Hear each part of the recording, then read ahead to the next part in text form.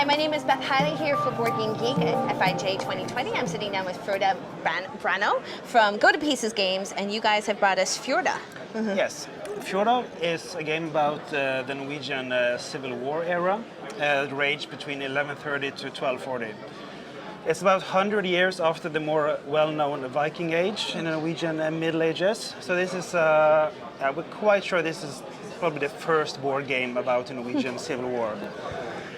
In this game, this conflict lasted for 110 years, so you don't play as one particular character. Instead, during the game, you add several of these historical characters to your hand, which are movements card or that you play on your turn. So you have these basic movement cards which you play, and these are, your hand is then bolstered later by these character cards, which are more powerful as you progress through the history of the conflict. One of the main aspects of the game is using your armies, using these movement points on a card to move your armies. And when you move your armies across the board, you establish these supply lines across the board. So you drop these control cubes on the... I should have one more boat here. I will just borrow this. Sorry, blue player. And for instance, like this, you have then established a red supply line all the way from your home castle. We've got a whole chain there to here. So when you have this guy here, like building this supply line is also the main way of conflict happening in this game, because when you build your red supply line, you necessarily will destroy the blue player or the purple player supply line, which also they try to navigate and connect most of these castles through the supply lines. And when you have done that, you can take one of your heirs, which are spread around this map. Like historically, all of these guys have lots of heirs spread around in villages and castles around in Norway. And when you take an heir, you bring it back through your supply line. And if the longer the supply line is, the more points you score at this point. Bring it back to your home castle, and then you will get another character into your hand. So this heir represents one of these historical people coming into the game.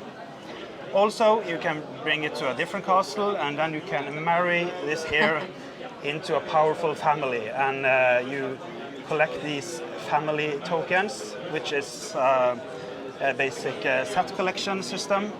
So if you, for instance, if you have collected these, you will get more points for each church you have burned in this game. So yeah, you can burn churches in this game.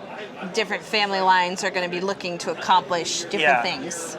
So one of the main aspects of this conflict was also the conflict between the church and the secular state. This was like when Norway has just become a Christian nation, so the church was very new, hadn't found its place yet, but of course they wanted more power. And this is very simplified in the game by which side you choose. So you can either build the churches or you can burn them. And then you have this... I'm gonna pull that up. Stick with these.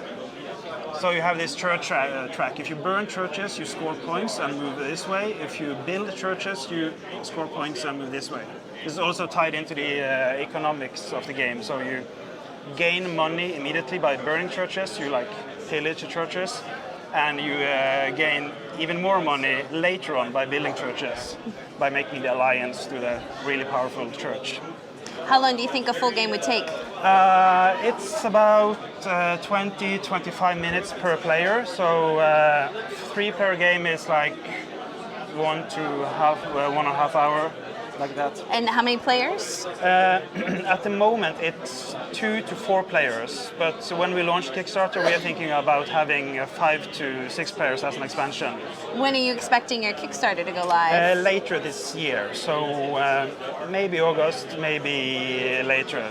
So we should mention what people are looking at is still a prototype. So it is a prototype, laser cutted, 3D printed pieces. So, but we want the game to look as close as possible to what we see here. Like the 3D terrain is an important aspect. I don't know if you can see it really well. Yeah, we've got a good angled camera that we can actually see that we have the different levels of what I'm guessing would be sort of grassland, forests, mountains. Yes. And also, when you use this movement point system, it costs you more to move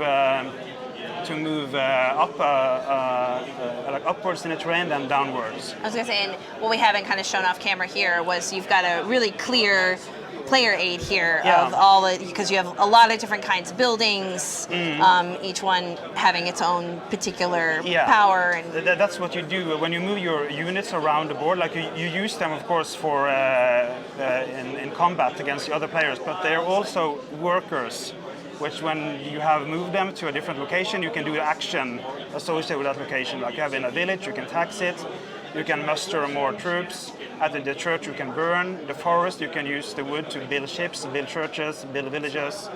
The beacons can be ignited to bring more armies to your cause. And then what's going to trigger the end of the game?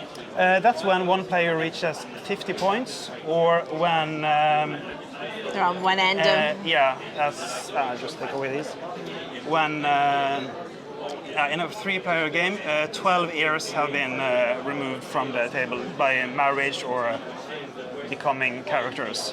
And was there a particular passion to want to focus on this period of history, of Norwegian history? Yes, I quite recently read some books by a fantastic Norwegian historian called Tore Skeie, which has some really good books about the Norwegian Middle Ages.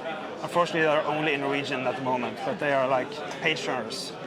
And because you mentioned that you wanted all the people, all the character cards to be historical figures, So all of these are historical figures, and we also, like, of course, in history books from the medieval era, there are a lot of men. Very few women are mentioned. But we have that does happen with historical games. Yeah, but. We have included a lot of women, like powerful women that recent history have acknowledged is really important characters. Like, for instance, well, I can't find. Oh, I think I have some on this side. Yeah, that's one actually. Ingrid Ragnvarsdatter, which was considered the first Norwegian politician, who was an important character in the war. She was married to at least 2 important guys and the mother of 3, included to a few bishops and some kings. Well, if you guys wanted to learn more about Norwegian Middle Ages and Civil War period, then you should check out Fiodar, which is going to go live on Kickstarter later this year. And Fiodar, thank you so much for letting us take a quick look. I know this was a pretty deep game, and we've just skated the surface of what's in here. So there's a lot. Check it out on Kickstarter, and thank you again. Yeah, thank you.